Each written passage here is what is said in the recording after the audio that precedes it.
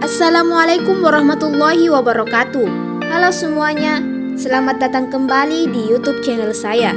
Sebelumnya, kenalkan saya RR Dewi Putri Ayu Sumira dari program studi perbankan syariah kelas A dengan NIM 90500121003. Pada kesempatan kali ini, saya akan menjelaskan materi terkait dengan teori dan konsep dasar keuangan syariah pada mata kuliah Ekonomi Moneter Islam. Pada materi pertama, saya akan menjelaskan terkait dengan ruang lingkup keuangan syariah. Keuangan syariah adalah sistem keuangan yang mengimplementasikan nilai dan prinsip dasar syariah yang bersumber dari ajaran agama Islam. Ruang lingkup keuangan syariah meliputi lembaga keuangan bank, yaitu bank umum syariah, serta bank pembiayaan rakyat syariah, lembaga keuangan non-bank yang meliputi pasar modal syariah, asuransi syariah, lembaga pembiayaan yang di dalamnya terdapat lembaga sewa guna usaha, serta perusahaan pegadaian, dan lembaga keuangan syariah mikro yang di dalamnya terdapat lembaga pengelolaan zakat, lembaga pengelola wakaf, serta BMT. Filosofi keuangan syariah. Filosofi tersebut didasarkan pada prinsip dasar syariat Islam yang bersumber dari ajaran agama Islam.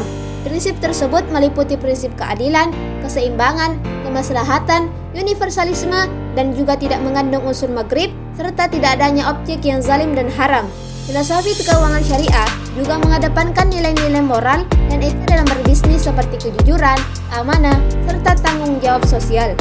Prinsip maqasid syariah keuangan Islam adalah ketaatan dalam menjalankan prinsip-prinsip syariah yang tujuannya demi terwujudnya kemaslahatan umat.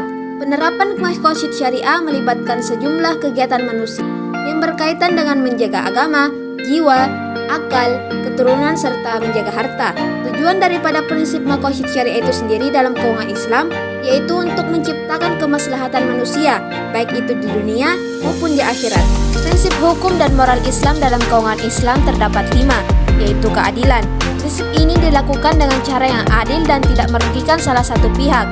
Amanah, menekankan pentingnya kepercayaan dan kejujuran dalam setiap transaksi.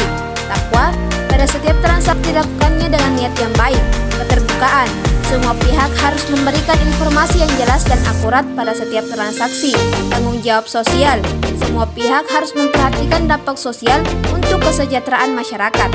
Implikasi hukum dan moral Islam dalam aktivitas ekonomi dan keuangan sangat mendalam dan mencakup berbagai aspek dalam kehidupan ekonomi. Prinsip ini mendasari tata cara bisnis, kebijakan ekonomi, serta perilaku ekonomi individu. Pada pengolahan lingkungan yang berkelanjutan di hukum Islam, mengajarkan kewajiban manusia sebagai khalifah bumi untuk mengelola lingkungan yang berkelanjutan. Dan pada pemberdayaan ekonomi di hukum Islam, mendorong pemberdayaan ekonomi masyarakat, termasuk melalui zakat dan sedekah, di mana pemberdayaan ekonomi tersebut merupakan bentuk kepedulian sosial dan moral untuk membantu mereka yang membutuhkan.